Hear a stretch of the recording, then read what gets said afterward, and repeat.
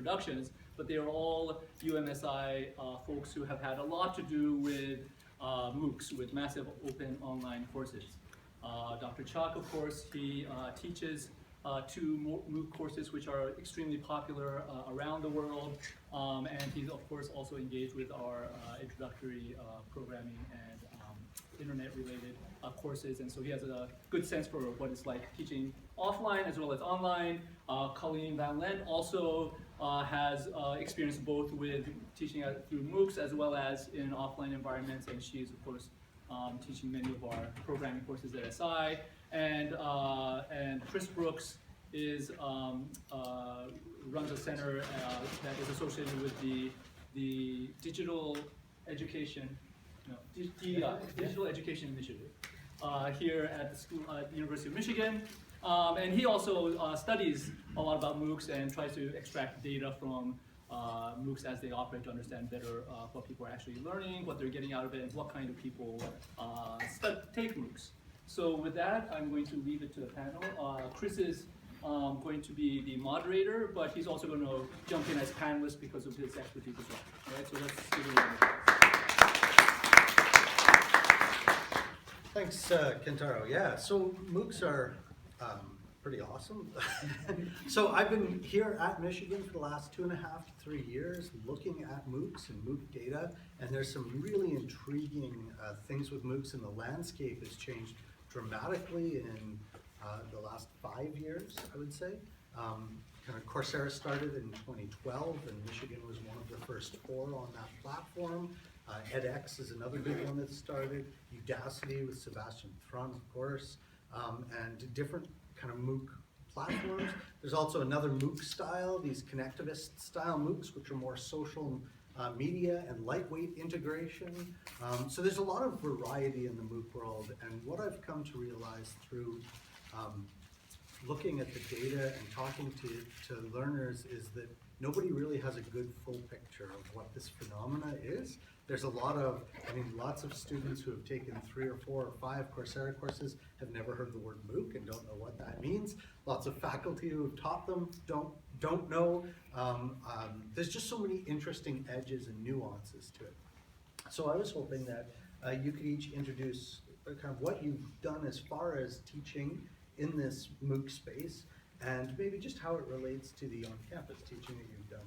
And I think one thing that's really, everybody's always interested in hearing is what the scale is, because this is, the research community started to call this learning at scale instead of MOOCs. It sounded more academic, it wasn't an academic, less computer science. So I don't know if there's, you wanted to share some thoughts. Do you want to start, Chuck? No, you start. Okay, I'll start. So I currently have 3 MOOCs out at the moment. They recruited me in to do a specialization. So I'll have 4 courses in total, followed by a capstone. And so I have one on HTML, one on CSS, one on JavaScript, and one on responsive design. My total people who looked at my course, I've got about 100,000.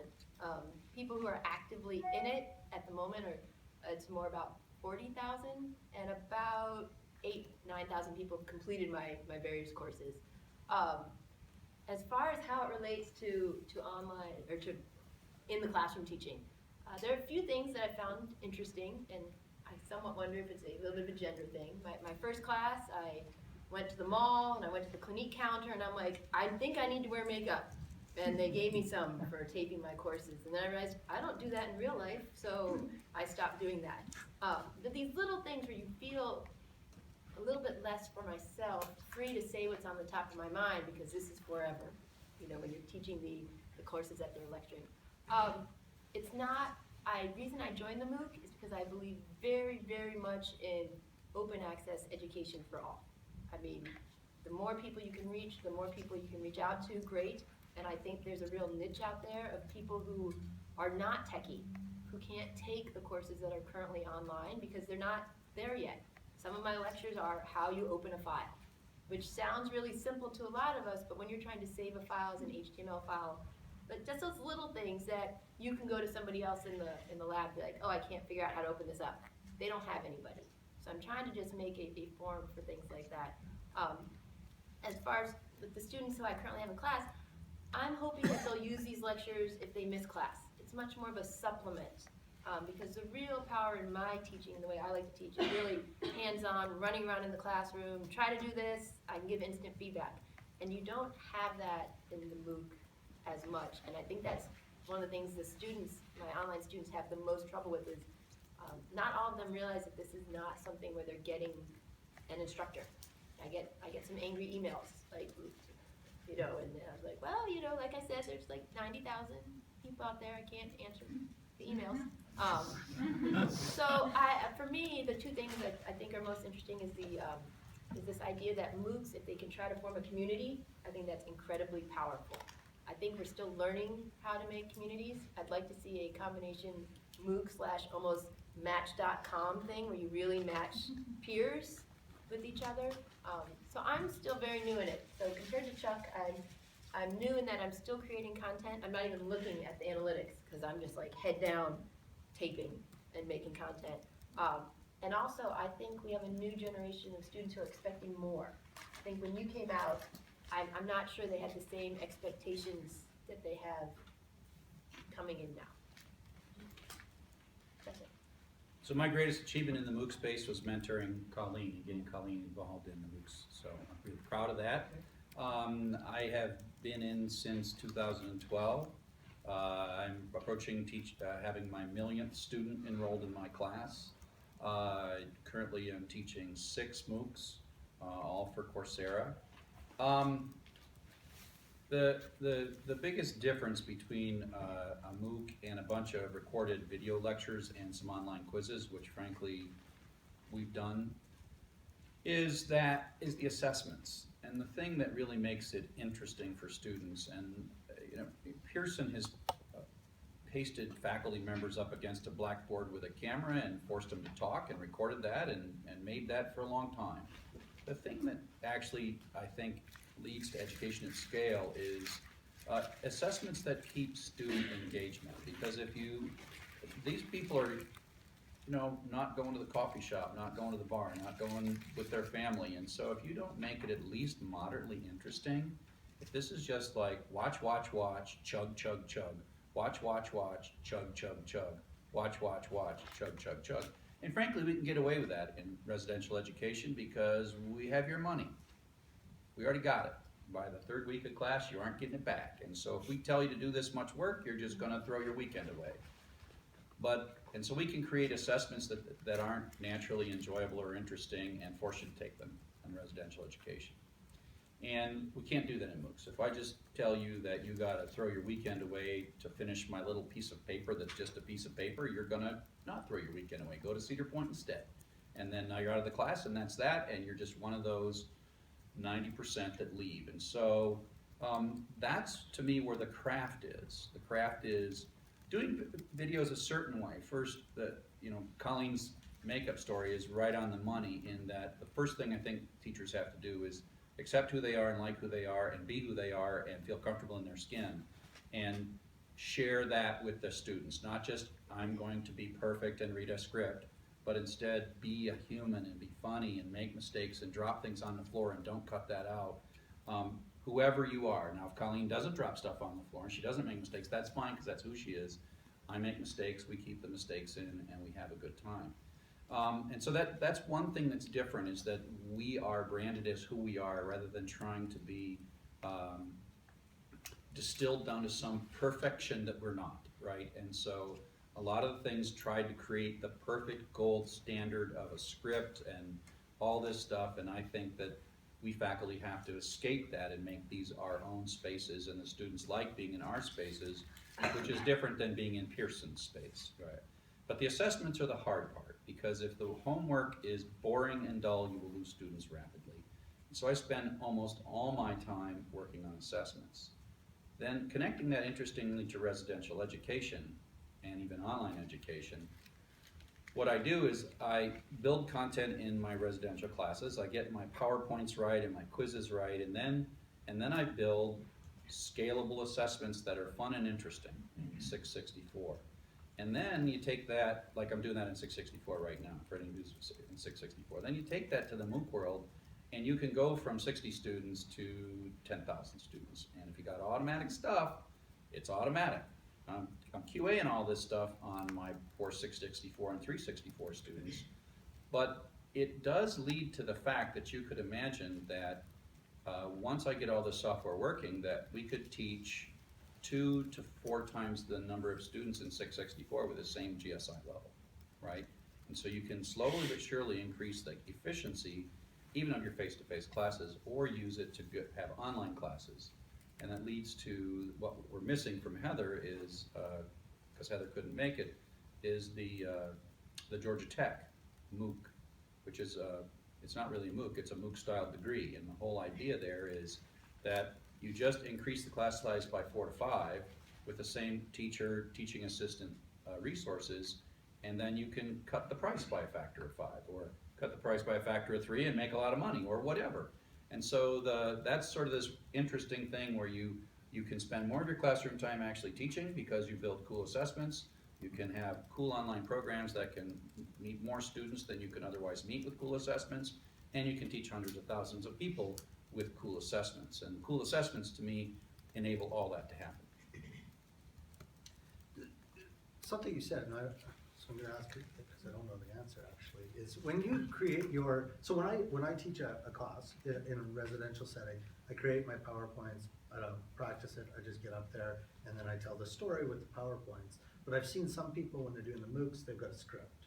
And I'm curious, do you guys use a script when you're filming? How scripted, how much prep is there before you actually shoot it?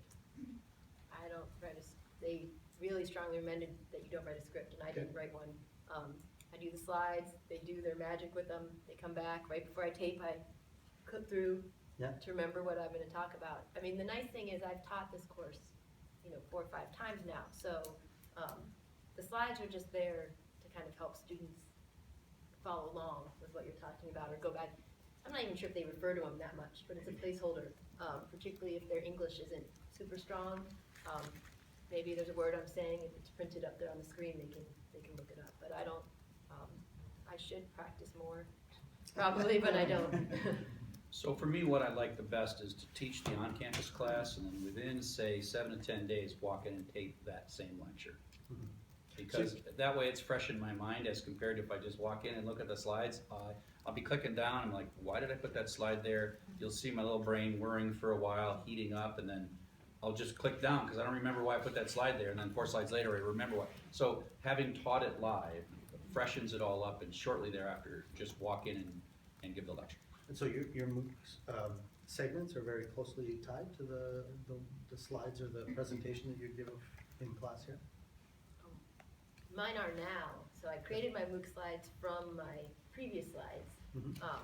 And now my class slides are actually my MOOC slides. I take them and I rearrange them because they're picture perfect now, and then the spelling and the grammar. But I originally had my own, turned them into MOOC, and now my classroom, a lot of it comes from slides. And some of the things I've learned in the MOOCs, like I'd never used CodePen before, and during the MOOCs, it's like, hey, this is a good idea, so I'm trying to incorporate that into the class now. So I get things, it goes both ways. I'm exactly the same way. It's a continuous round-trip iteration improvement. Every time I do it, it improves. So one of the things you mentioned was about students, ESL students, right? English as a second language students or students who don't know English very well. So as a researcher, I've been able to see some of the interesting globalization effects of MOOCs in the data in a very quantitative way. We have hundreds of countries, dozens of languages, people from all over the planet, every socioeconomic background, there's always a testimony. I think that it's really interesting to see the breadth of diversity that are in the courses. I'm curious as to whether you see that diversity on the instructional side. So, and how much interaction that you have with the students, whether it's within the platform, like in the discussion forums, or with the assessments, or outside. I mean, Chuck, you're prolific for tweeting, right? And I see students all the time tweeting at you. Do you any comments on kind of the diversity or the differences of that crowd? Well, there's a difference between the diversity of the population and the diversity of those that we interact with, right? And so, for me, the population is kind of even though it doesn't show up in any of the charts that I look at, it's kind of there's this bimodal population. There is a group of people who kind of are overqualified for the class. They're just, kind of want to brush up, and they're going to cruise through and get their paper and be done. And that's fine. I'm happy to have them. The more interesting other modal of the bimodal is people who would not be able to master this material any other way than the way we're presenting it in the MOOC, right? Meaning a classroom would go too fast for them, face-to-face wouldn't work for them, they're too old to walk back into community college, they can't afford it, they're not physically able to get to it. And so for me, by far the more interaction comes from people that I think probably would have no other way in to my material other than my class. And that's very, it's very rewarding that most of my interaction are people like said that I couldn't have done it without you kind of people. For lots and lots and lots of reasons. Because culturally and economically and geographically that changes. Why, what their purpose is, but the big thing, at least for the people who are not already hotshot programmers themselves, the big thing is I think this is providing access to those who have, for whatever reason, no other access. As far as communication goes, I do think I'm still, as I mentioned, in that spot. Year one, I still got my head down. I'm creating content. The dream was I'd make a class and get the feedback and immediately revamp that class. And no, it's create the next one. Just kind of what I'm doing along that line. It's the communication. That's an interesting issue for me. And like Chuck, I go on and I encourage people to tweet, and I answer things like that. I like to discourage the email contact because I feel some of it's invasive, to be honest, along that line. And so I find, and I even do this with my regular classes. I've told my students I rarely look at fall course evaluations until at least February because you don't want to be depressed as you're just about to start teaching. So I'm waiting and I'll review all the notes and things they had once I'm ready to go back and make those changes. Which I know you're going to get to some technical issues. That's what I'm finding interesting is I'm ready to change some things. Oh, that didn't work out. I'd love to swap that out. When the course is constantly running, how can I stop it to fix that assessment, to update those things that aren't working because it's just constantly going. And so I would like to I get on the discussion forums and I help people out and things like that when I can, but I really try to keep it more to a public as opposed to a one-on-one private communication. I think what you just said is really interesting because maybe people might not be aware that there's been this trend and shift in MOOCs to go away from a cohort model. So here, it's February, we're all starting and we can take this course and it ends in 2 months or 3 months and then there will be another offering of it, to a continuous on demand. There's been various words used for it, but where people can parachute in and decide to kind of do some of the content and at whatever pace they want. Self-paced, I think, is one of the popular words. And this is a challenge, I think. So would you say that's the biggest technical challenge that you're facing with the MOOCs, is that ability to kind of update your content without disrupting, or? It's twofold, because one of the biggest technical issues I have is, I'm teaching HTML and CSS, and some of the things I want to teach are very visual. We can do the peer reviews, and so I was trying to do a lot of auto grading, multiple choice. You want to stay away from that because you're not really learning anything. But fill in the blank, you don't even realize the numerous ways that 40,000 people can answer that. You're like, well, of course, the question's 12. Well, 12, So this ability to create assessments that won't break doesn't happen. And then if you can make them better, just trying to find a way to fix things as I'm going along. It's not as easy. If I mess up a video, I can't just go back and fix those 8 seconds. You gotta retake the video, and then you're gonna have to redo the closed captions, and then they're gonna have to, and I think I went a little bit more, you taped all your own videos at first. I'm much more, interactive with DEI, and they're doing the videos, so I don't just pop open a camera. I've gotta reserve that time and do those things. So there's just this overhead of creating material and getting it out there that you don't really think about when you're first like, sure, I'll do some videos.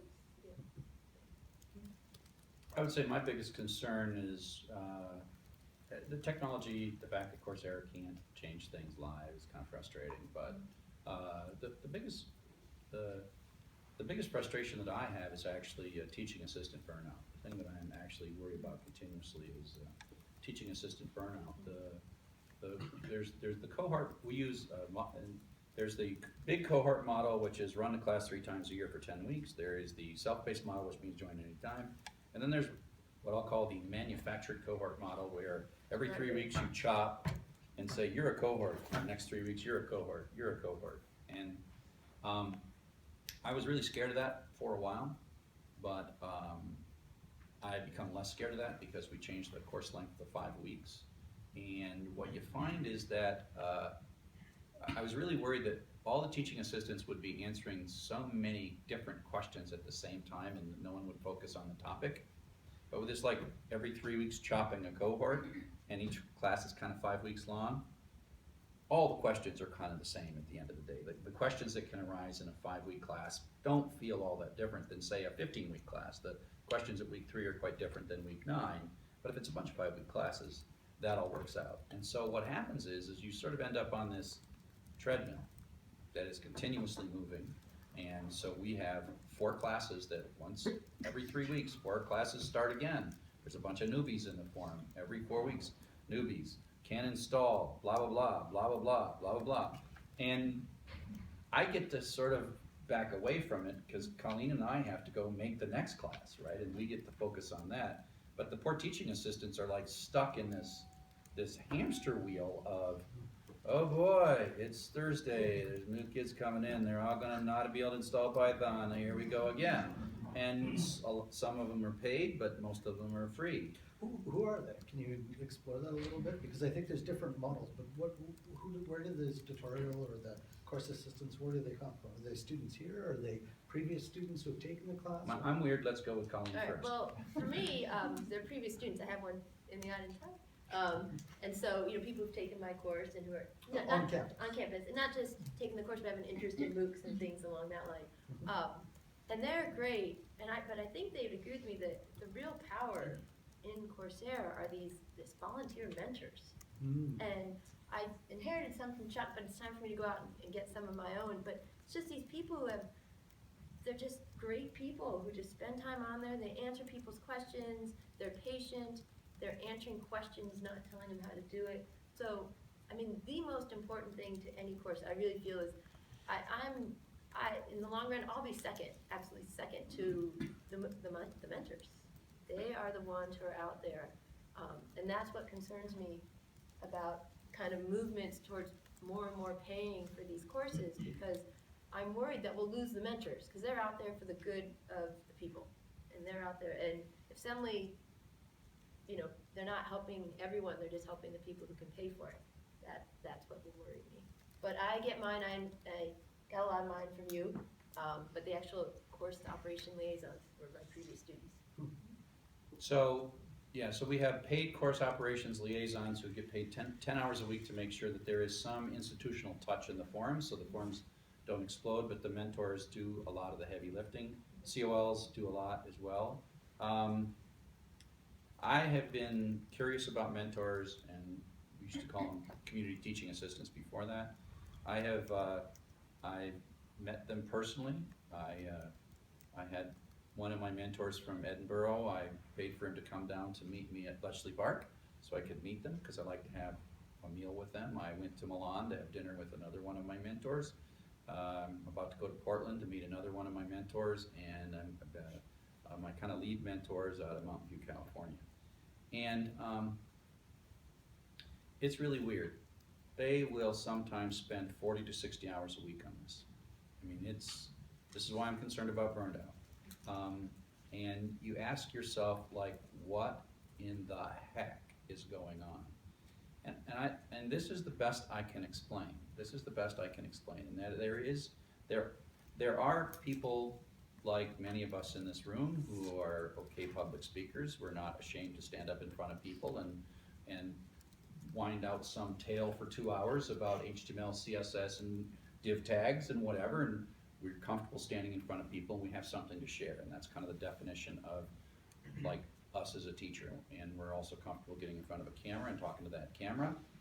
But I think that there's a ton of people who have so much to share And it's just it's bursting out of them, the need to teach, the need to help, the need to whatever, but they don't want to stand up in front of people. I mean, I don't understand this, and Colleen probably doesn't understand it. I'm understanding it more. No, and I had this real moment of panic. I think about 5 weeks into the whole MOOC thing where I was like, oh my gosh, I've Kardashianed myself. Like, I've put myself out there, and so when people write, when people are cruel, they're like, well, what did you expect? Like, you're holding yourself up as this expert in the field, and I was like, oh, I was just trying to help people, But so, I mean, I still don't mind, speaking in public and things like that. But there is this feeling of, oh, what have I done? Every once in a while.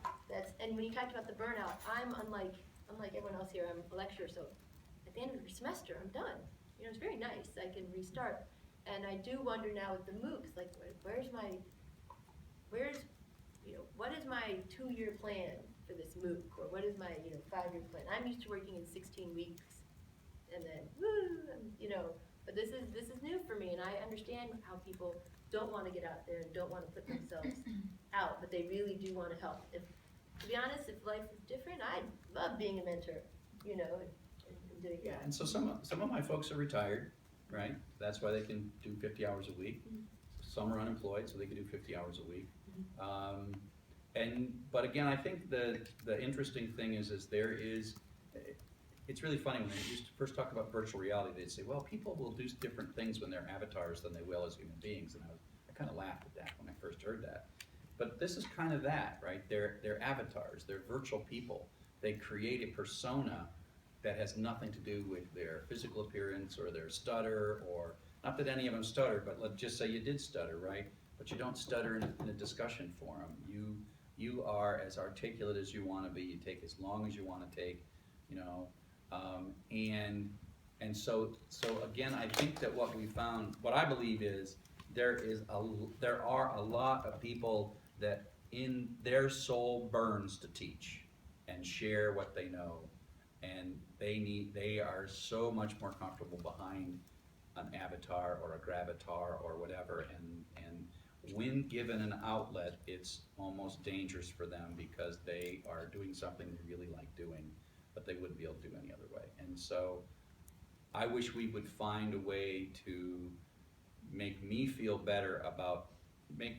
less that we're taking advantage of these wonderful people, but somehow valuing them the right way. So one of the things that I do is at the end of every quarter, I send every single one of my teaching assistants an Amazon gift card, right?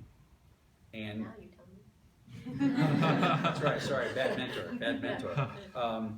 And they all, it's if someone's working 50 hours a week, a $75 Amazon gift card is not much, right? But my theory is that a little tiny bit of money is better than zero money, and something that tangibly says that I am so thankful for their existence, and it's the least I can do. And so it's an interesting thing, and it sort of goes back to this notion of the community forums. And the other thing that I'll add about mentors is that back in 2012, we didn't even have a word for this. We didn't have a word for mentors. We didn't have a word for community teaching assistants. And part of me wonders if we could go back to that, because what we did in 2012 was the mentors in effect self-selected, meaning that at some point the inmates took over the prison, right? And people just self-elected to be in charge. It was very much more hands-off. We didn't pick people, we didn't anoint people, we didn't put our own people in. It was just a Wild West, and leadership emerged in that Wild West. And we so quickly created structure around that and said, you and you and you and you are now community teaching assistants. You have ever so slightly more power than everybody else. That's worked well, but I also scratch my head and wonder if there is the way we did it before we created all these roles and structures. There might be something about that, and it'd be a fun experiment to try to say, let's just run this Wild West and see what happens, because it did work surprisingly well. It might have been that the first 6 months of people in MOOCs were materially different than the people in MOOCs today, meaning that you had to find it in 2012. You'd walk around and no one heard the word. And so these were pretty special people. But it is an interesting concept to see if a society will self-organize around a course if you just give it a chance to do so. I want to throw one thing out before you guys switch in. My other life is middle-aged mom. I did want you all to know that people still don't know what MOOCs are though. Right. Like, we all know what it is, but in bus stop conversations, people still don't know, what this is or that's even out there. And I think that's, something to know as we're creating more. And even if no one knows, we've still taught maybe 3 million people. U of M has taught close to 3 million people or 4 million people already, and nobody knows about it. So, I mean, the point of that is not to disagree with you, but to say, holy mackerel, right? What happens when everyone finds out about it? Exactly. Yeah, I think we're actually, like you suggest, just at this tip of the iceberg right now still. And there's, if you read a lot of the what I would call the popular press around it, which is Chronicles Higher Ed or Inside Higher Ed, et cetera, there's a lot of haters on MOOCs, and a lot of people are like, oh, isn't that dead yet? And I can just suggest from the data is not only not dead, but it is about to go stratospheric with respect to the people who are enrolled, the institutions offering topics, the different kinds of courses. It's really interesting. Certainly for a data junkie like me on the back end. So your community comments I think are really interesting because I never really thought about MOOCs as a way to engender and support the teaching spirit of people, and yet it seems so obvious after your testimony.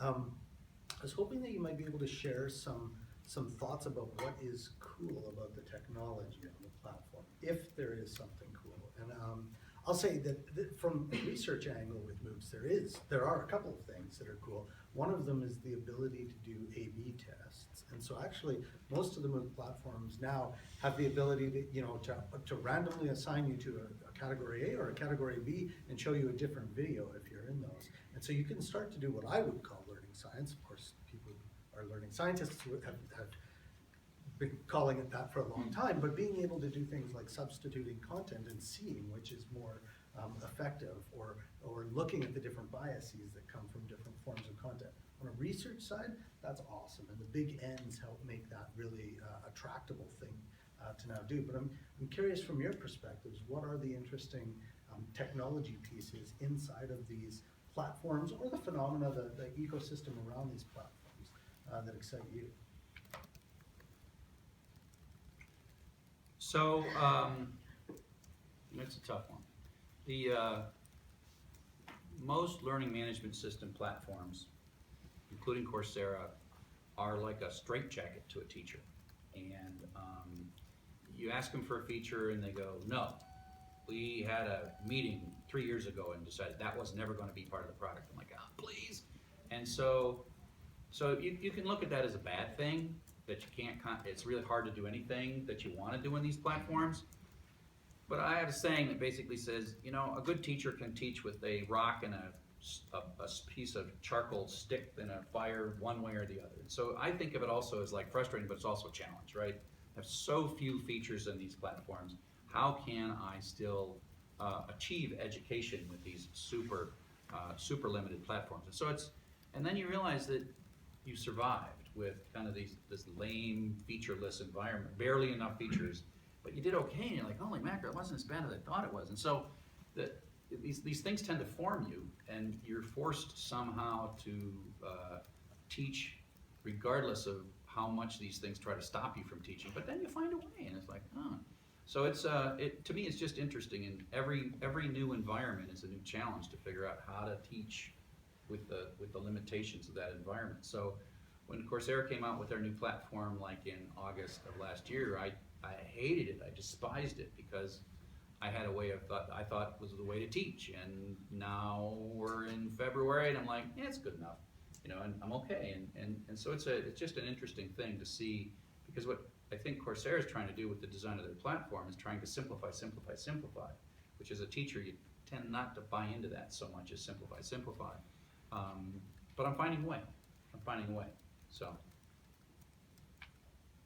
I don't really have anything to add, because when I teach in the classroom, I don't use any cool tech either, so, So I find auto graders actually really interesting as a computer scientist as well, and especially to get over kind of people's ability, and I don't know if this happens in your courses, but ability to check their work. Have I achieved what I want, what I was set out to achieve?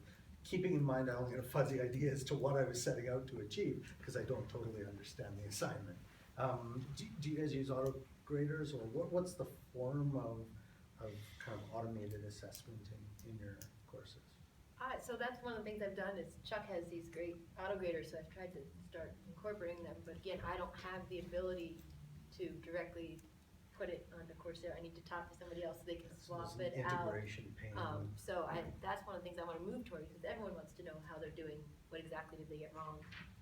And that's one of the downfalls of the peer grading system, is sometimes people just like, no. And then they're like, why? And then they email me, and I'm like, I'm not sure. But I think you've got yours rock, so. Well, no, I Yeah. mean, building fun, rich assessments is sort of what I live for. And it's what I spend nights and weekends doing, and Coursera supports learning tools interoperability, which means that I can innovate outside the platform, so I slowly but surely just build everything I need outside the platform. I'm at the point where I don't like Coursera's peer grading. They won't listen to me to fix it, so I've built my own peer grader, and I'll just like not use their peer grader. But I have my own peer grader, and that way I can talk to my teaching assistants, and they can tell me what works, what doesn't work, and then I can change the peer grader, which is different than sort of talking to the vendor, saying change your peer grader, and they're like, no, we can't change it because we had a meeting already, and you weren't at the meeting, so we can't change it anymore. But that to me is the fun innovation, is to build these auto graders that let students, I try to turn every assignment into a puzzle, that they have an infinite number of tries. It's like a game. They can go back and forth, and there's no consequence for making mistakes. And I figure if you can get them to the point where your grader is a puzzle that they gotta solve, they're learning the whole time. Because the thing the most important thing I've always heard of learning is time on task. And so if they're puzzling through my auto grader like it's a little maze of some kind, and they're looking at their stuff, and they're looking at my thing, and they're looking at their stuff, and they're looking at my thing, I'm like, I won. I mean, I've got them to stare at their code and wonder why that little segment didn't work. And whatever it is, eventually that's how they learn. So I like to think of my peer graders as puzzles. My auto graders as puzzles. The interesting thing about peer grading is that now I wrote this peer grader for Coursera, and then I've been using the peer grader in my on-campus classes. And the interesting thing for the on-campus classes versus the Coursera classes is the on-campus classes, because we might look at what they wrote, the peer graders are actually far more effective for on-campus classes than they are for Coursera classes, because it's so easy in Coursera to go like, because one of the things they have to do is peer grade people to get points. And so they go like, fine, 30 seconds later they got all their points, right? We don't go look at them because there's 10,000, so we don't go like, oh. But on-campus classes, it's just amazing to watch the peer grading activity. It's completely different. More in the master's than undergrad, but the peer grading becomes almost a thread of discussion where people put their assignment up. People like, it's amazing. They'll read each other's code and they'll be like, oh, you look like your screenshot was right, but you got this line wrong. And they'll be like, I gotta resubmit because somebody found a flaw. I'm like, they're grading better than we are. And not all, and I think that would be interesting data to like look at the peer grading that we do on campus in the size of 60. And so I use the peer grading on campus almost like a threaded discussion where you're putting something up for credit and maybe everybody likes it, or maybe 3 people like it and 1 person doesn't like it, and they have a really good reason why not, and it goes round and round and leads to, I think, a lot of cool learning on campus. So in talking to MOOC faculty who've taught MOOCs and students who've taught MOOCs, almost everybody has 1 or 2 standout anecdotes of something awesome that's come out of their MOOC. Sometimes something terrifying that's come out of their MOOC too. But I wanted to share, so doing research actually on the MOOCs is a little bit like that at times as well, where especially qualitative research. So I was doing a grounded theory analysis with a couple of other faculty here in SI, and we were looking at people's motivations. Why do people take MOOCs? And this has been well studied, and the answer is because of, and then enter any word, right? Because of the breadth of people in MOOCs, there's a million reasons for why people are taking MOOCs. But one that stood out to me and gave me that kind of tear welling up, like this is why I do it sort of feelings, was an older individual who indicated they were taking one of our Michigan MOOCs because his or her adult children make fun of them at suppers for not knowing things. And I was like, oh man, you gotta, like, I was just so excited when I saw that this was a way somebody was choosing to educate themselves. Not as excited that their family, well, anyway, that's, everybody has different family situations, but they were empowered to be able to take that into their own hands and go out there and learn. And I thought this was exciting. So I was wondering if you guys have any anecdotes from your MOOC experiences that you wanted to share. I think not as many as Chuck, and to be quite honest, I've filtered my emails so that almost all emails that have Coursera in it go to another folder that I'll read next year. But one did get through, and a man who's 72, he's making a website for his daughter who's graduating from college. And he read somewhere that everybody should have a web page. So he's spending the year making a web page for his daughter who's graduating from college and is all excited to give it to her on graduation. I thought that was nice. I like that. I like people who are really doing it just for self-improvement. So I have two really good stories. One of the things that's been accused of MOOCs is that it's the rich are getting richer on MOOCs, meaning that upper middle class people who already have bachelor's degrees are the majority of the people taking MOOCs, and they're just getting a master's degree for free, but they're already fine. And there's a lot of that. There's a lot of the rich getting richer.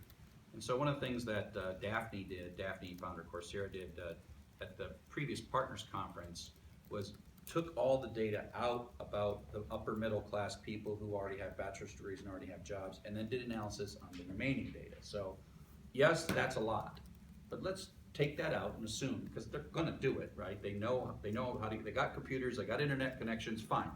But then let's look at the rest of the data and look at how that data parses out after taking out kind of the halves from the data. And what they found was there is a significant number of people, even in this country, that are finding access to education that would be no other way. And so one story, fellow life kind of took a crap, lost job, lost wife, lived in car with daughter kind of thing. Took a MOOC, lost confidence, right? Took a MOOC, happened to be mine. Rebuilt confidence, went back to school, finished school, did well in school, got job, has home, yada yada yada, right? So this is in America, right?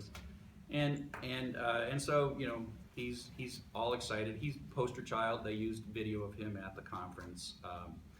And then there's another one that sort of was even more personal. I do these things I call online face-to-face office hours where I go places. And in Miami, Florida, I just do a street view and pick somewhere. And I picked a Starbucks that was in kind of a dodgy area of Miami.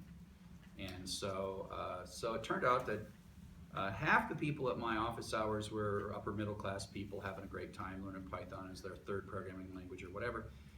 But there was a surprising number of destitute homeless people that showed up. And so one of the questions I get asked a lot is, how can I turn this into a career?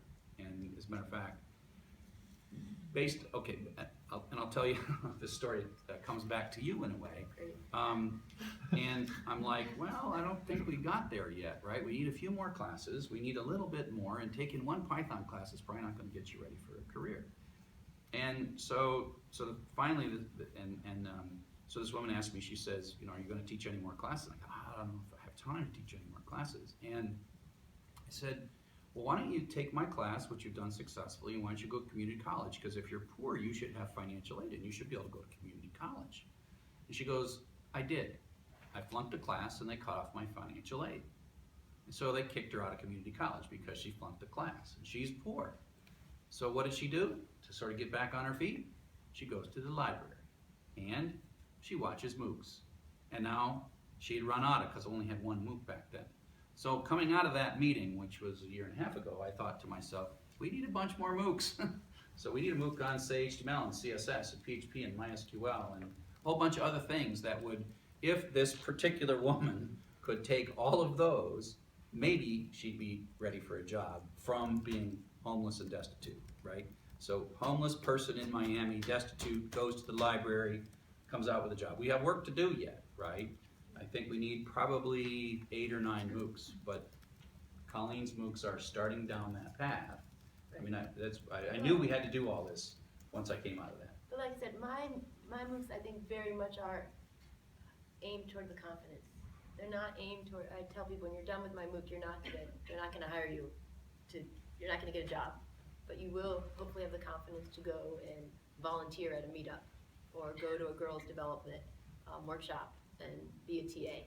So I'm really aiming more for, we were calling it the on-ramp. The on-ramp, realize what's out there, realize you can do it. You won't get it all done in my class, but hopefully you'll have the confidence to go on and seek out new things. Cool. Well, so I guess those are most of the kind of questions and thoughts I had. Yeah, but I know Colleen has to run, so I was hoping that everybody could thank Chuck and Colleen for their thoughts. Turns out Colleen has to teach, Yeah. I would have thought. So, But if people have questions, I'm happy to, email me or stop by office hours. just don't put Just don't put Coursera Coursera. and stuff. Or you'll be in June. Yeah. And I think that, it would be great to take more questions. I want to explore this thing of the celebrity of the instructor and the low production values. Because you turned that into that's advice you're given. Don't rehearse, don't do retakes, and I wonder if that's going to last, because that's certainly the early days of community cable TV, and nobody wants to watch that stuff anymore. But then YouTube came out, and people do want to watch their friends doing it, but they don't want to. You don't get a million people watching things. So I wonder if this is a transitory phenomenon that you can just go up there and be yourself, or whether there's going to be a push towards being polished and being good looking. And I sure hope there's not a push towards being good looking, because then I'll have to find something else to do. But I think that the thing I tell people is not to make mistakes and drop and act stupid the way I act stupid, right? Or be silly, or put on a Snape wig and wear my graduation gown into lecture and stuff like that. There is no one formula, and I think the most important thing is for the person in front of the camera to feel comfortable and be themselves. And if they're formal and they're really on top of it, then I think, and different teachers teach different ways in classes, and I think that these MOOCs have to reflect that delightful diversity, right? I think the mistake would be to say, oh, everyone's got to be informal, or everyone's got to be formal, and everyone's got to be perfect, or everyone, don't be perfect. Make mistakes on purpose, because the Chuck formula is the right formula, and so someone who is not like me has to be like me. And the answer is you got to be comfortable, you got to be who you are, and I think students benefit from diversity of teaching approach, diversity of teaching style, diversity of approach to assessments, and I think that's delightful and should be celebrated, and there's no one size fits all, except that which leads to a faculty member being uncomfortable in front of the camera and being told what to do that they don't want to do. I guess I'm really skeptical, because I think the structure of on-campus teaching, where there's only 20 to 200 students there, we have to accept that the people who are teaching us are not all going to be good-looking and perfectly articulate and speak in complete sentences and all of that. But when you start saying there's going to be a few people who are going to teach 100,000 people, I think the expectation is going to go up and up and up, and we're going to get news anchors. I sure hope not. I mean, I just think that if you put a news anchor up against someone who's comfortable in their skin, that's going to come through the camera. Having been on television, first thing you got to do is be yourself, and that's you've got to be comfortable with a black circle pointed at your face, and actors will never understand the material. They will never figure it out, and they cannot sort of wander in the direction the students need to wander. They're not going to. We've had that. That's what Pearson does. They interview a bunch of faculty, then they write a script, and then they hire somebody to read the script. And if that was the case, Pearson would have dominated higher education a long time ago. And I don't know, I'm a big fan of personality. I think personality is important. I don't think that outsourcing the teaching to somebody who is from Harvard, therefore perfect, is the right answer. And I think people will pick and choose teachers that they resonate with. And it's just like someone might want to take Python from a person who's perfect in every way, and someone might want to take Python from a disorganized, funny person, and they'll just pick that. And that's like the Kardashians. Some people watch Kardashians, some people hate the Kardashians, right? And so it's okay. I think that there's a lot of space. Can we all agree that Chuck just considers himself now one of the Kardashians? And I've got Colleen to be a Kardashian too. So one of the cool things about the MOOC platforms to me from a research angle are these A/B tests, so we can just test this. And actually, we've got some plans to test issues related more to biases, things like gender biases or ethnicity biases, accents, and so forth. So it doesn't get at the same question, which is, is there a news anchor, but what is the effect, for instance, of seeing a female instructor saying the exact same things as a male instructor on different populations? And it's cool because it's a global population we get to inspect these effects on. So there's definitely some interesting investigations down there. I would say right now, Chuck is maybe a little modest about his I mean, he's authentic as an instructor, but he's also got AV skills that are much higher than some, right? And so there are, I've certainly seen some MOOCs which are not more authentic, but certainly rougher, right? People with their laptop and they're doing this and they're hitting the desk and the whole thing's shaking and these are a mess. But yeah, it depends on the it's an course interesting too, question. right? If you're trying to get homeless people to learn Python, a little humor can't hurt, right? Or a little silliness can't hurt because you're trying to sort of break the thing down. But if you're like on the third class in a game theory sequence and we're talking, partial differential equations and stuff, it's not like you're going to wear a snake wig while you're talking about partial differential equations, right? I mean, I think that especially if we move towards credit, we move toward a faster paced class, I think it's going to be different, right? And so a lot of what I'm interested in MOOCs is to outreach to people that might not otherwise engage. But once engaged, some of that just will seem kind of superfluous and silly, I think. So I think that we got to be careful that there's no formula. I don't think there's a place that is trending towards. I don't think there's a universal place, but different classes will trend in different directions in terms of production values. I mean, I've had students, because we could do A/B testing, but I don't know the question we would ask. The first two of my MOOCs were done Chuck style with snake wigs, and the second two were done in a studio with really good light. And I've had students complain, say, I miss you, right? I miss you. I understand the lighting's good and the audio doesn't screw up anymore, right? But I miss who you are because you're not who you are. Now, that it's anecdotal evidence is not A/B testing, right? And so does that mean that if we did A/B testing, we would find that students are 23% more likely to something or other because of the better stuff? So we do have some A/B testing. Anecdotally, I've never had anyone say, wow, I'm sure glad on these last two classes that your audio was really good because I was having trouble. Although they do complain about my green and white, the bad colors on my slides, which won't happen again. But it's an interesting thing. Other questions?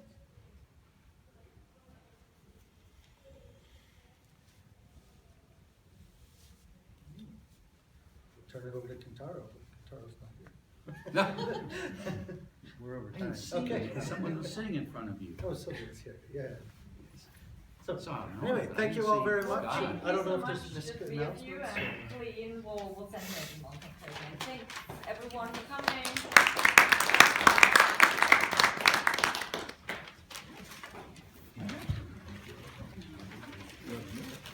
So Paul, I can't wait to see your first move. It's gonna be awesome. You're gonna be awesome.